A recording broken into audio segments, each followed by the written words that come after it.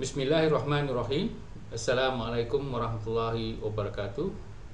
Tuan-tuan dan puan-puan, nama saya Muhammad Tajuddin Muhammad Rasdi, dan pada video kali ini saya ingin membuat ulasan tentang satu tajuk antara pelaburan hijau Anwar dan pelaburan hijau Hadi.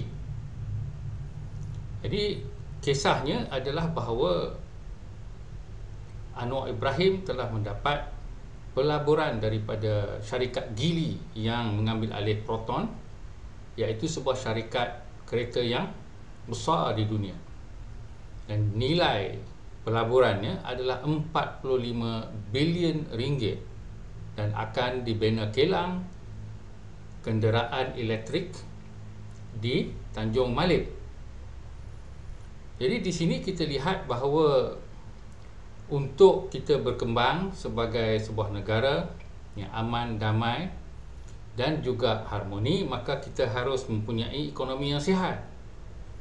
Berbeza dengan pelaburan Hadi Awang, iaitu dengan mencaci orang-orang bukan Islam, menghina orang-orang bukan Islam, dan memberikan suatu keadaan di mana keharmonian tidak akan tercapai sama ada di Malaysia ataupun di dalam dunia, dengan naratif bahawa orang Islam ni sentiasa berperang ataupun berjihad ataupun bergaduh dengan orang bukan Islam, semata-matanya mereka bukan Islam. Jadi kalau kita lihat bahawa pelaburan Geely yang dijanjikan itu telah ditulis surat oleh pemilik Geely sendiri kepada Anwar Ibrahim, maka ia akan menghasilkan suatu pelaburan yang besar yang boleh memberi pekerjaan kepada semua rakyat Malaysia, termasuk orang Melayu dan juga orang Islam. Dan pelaburan ini adalah untuk membina kereta-kereta elektrik yang mana pergerakan hijau, iaitu the green wave atau the green movement, untuk memberikan kelestarian ataupun sustainability kepada alam persekitaran, serta juga sustainability dari sudut ekonomi. Jadi pergerakan hijau ini, iaitu sebahagian daripada pergerakan dalam dunia United Nations SDG 17, adalah untuk menghijaukan keadaan di dalam dunia ini supaya tapak karbon ataupun asap-asap karbon yang keluar daripada kereta-kereta biasa akan kurang, yang mana karbon ini adalah suatu yang mengakibatkan cuaca panas dan akan mengubah iklim di dalam dunia. Selangsungnya akan mengakibatkan banyak masalah dari sudut tanaman dan juga kesihatan yang memporak-porandakan ekonomi dunia. Jadi di sini kita lihat bahawa pergerakan hijau ini adalah amat penting sekali supaya anak-anak kita, cucu-cucu kita dapat hidup di dalam negara yang hijaunya bukan sahaja kepada warna alam ciptaan Tuhan, tetapi juga hijaunya adalah kepada suatu kegiatan ekonomi yang akan membersihkan dan tidak mencemarkan alam. Jadi di sini kita lihat bahawa Hadi Awang menghijaukan Malaysia dengan cara menghina orang-orang bukan Islam, mengatakan mereka ni binatang, mengatakan mereka ini mudah korupsi, dan mengatakan maka mereka ini harus menjadi seperti zimmi ataupun orang yang di bawah kuasa orang Islam. Jadi konsep kafir harbi ini yang telah diadakan pada kurun-kurun yang lama dahulu, sewaktu Islam berperang dengan orang-orang bukan Islam dalam peperangan yang sebenarnya, maka tidak lagi relevan kepada negara bangsa ataupun sistem kenegaraan di Malaysia pada hari ini.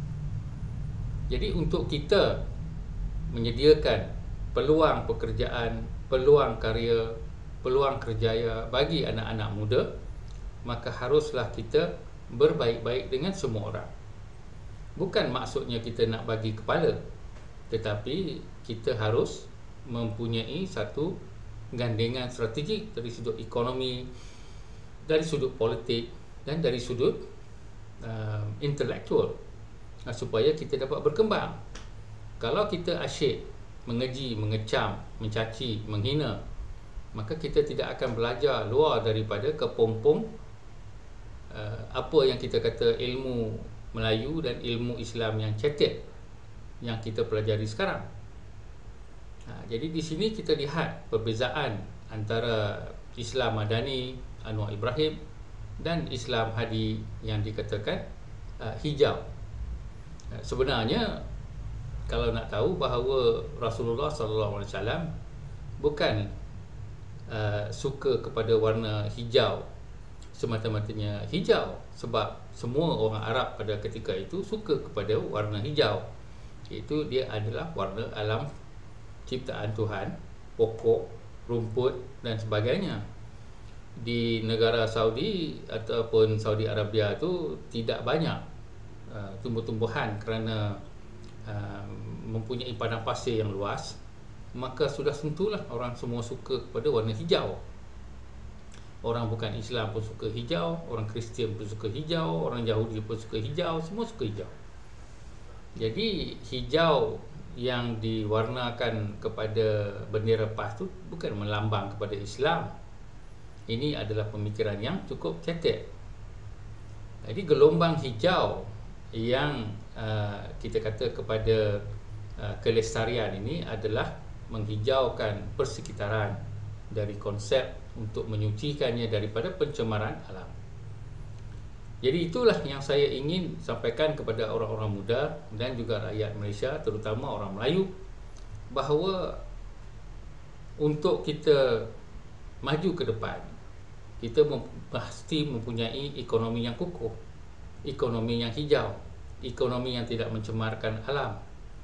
Dan kita juga harus belajar daripada orang lain, daripada orang bukan Islam, seperti Gili yang mempunyai kejuruteraan dan pengurusan yang cukup baik sehingga mereka menyelamatkan proton dan pekerja-pekerja yang kebanyakannya Melayu.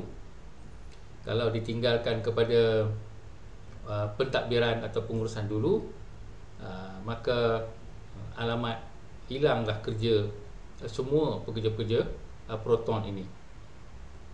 Jadi kita harus bersyukur di mana Allah Subhanahu Wa Taala sendiri telah mengatakan bahawa Dia menciptakan manusia itu pelbagai supaya kita dapat saling kenal mengenal dan bantu membantu.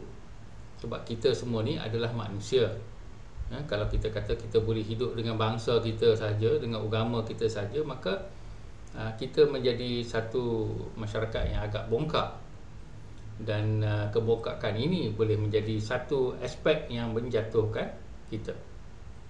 Jadi di situlah saya ingin tinggalkan tuan-tuan dalam peringatan bahawa gelombang hijau Anwar Ibrahim dan Islam Madani dapat menarik pelaburan kerana menjanjikan keadilan dan juga kehormatan kepada semua rakyat Malaysia dan juga rakyat dunia, supaya kita semua menghormati antara satu sama lain.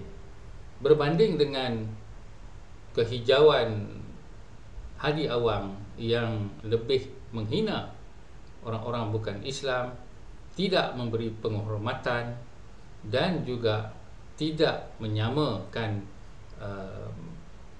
orang-orang bukan Islam itu sebagai manusia yang dimuliakan oleh Tuhan.